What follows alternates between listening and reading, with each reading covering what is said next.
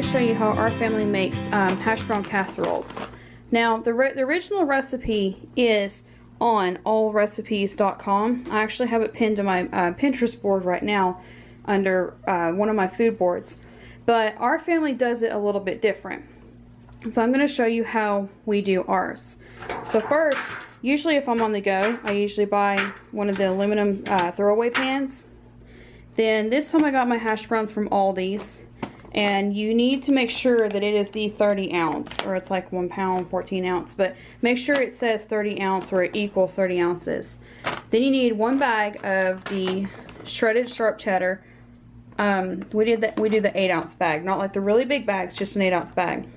I think the original recipe calls for 8 ounces. We do 16. Because I am making it vegetarian style, we are doing 2 cans of cream of mushroom soup. This is the Aldi's brand again.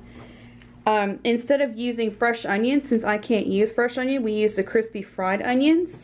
We do not add any extra salt to it since we are putting 2 cans of soup in it that already have salt in it. And cheese has a little bit of salt and this has a little bit of salt in it. So we do not add any extra salt. But we do add the black pepper and then 1 stick of melted butter. And because I'm on the go today and because I'm just trying to get it done, I'm going to be mixing all of it here in the pan. If you're on the go and you need to just, you need to get it done quick, you can mix it here in the pan. It's a little bit harder, but that's how I'm going to do it today. So I'm going to start with, I'm going to open these 2 cans, dump them in, add the sour cream, add, I think it's like half the bag of cheese, 3/4 the bag of cheese to it. And I still use the equivalent amount of onion that it calls for, which is either 1/4 cup or 1/2 cup of this.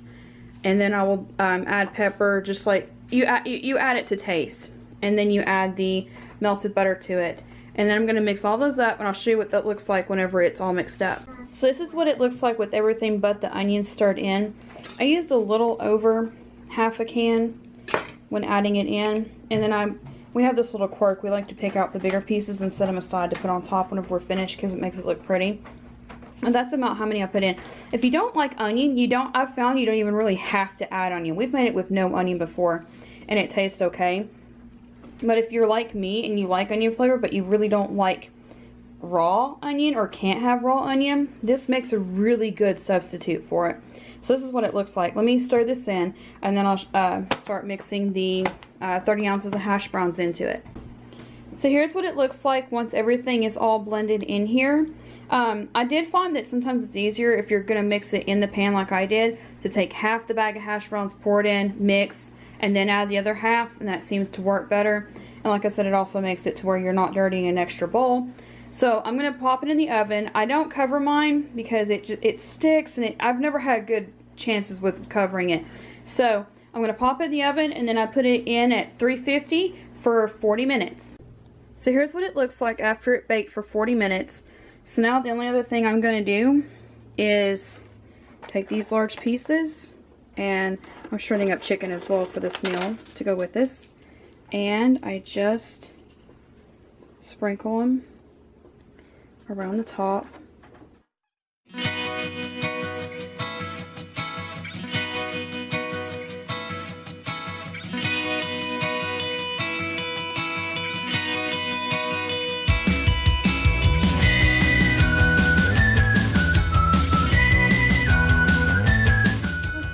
Let me get this corner. I'm always picky about my corners. But yeah, so you could add less than this.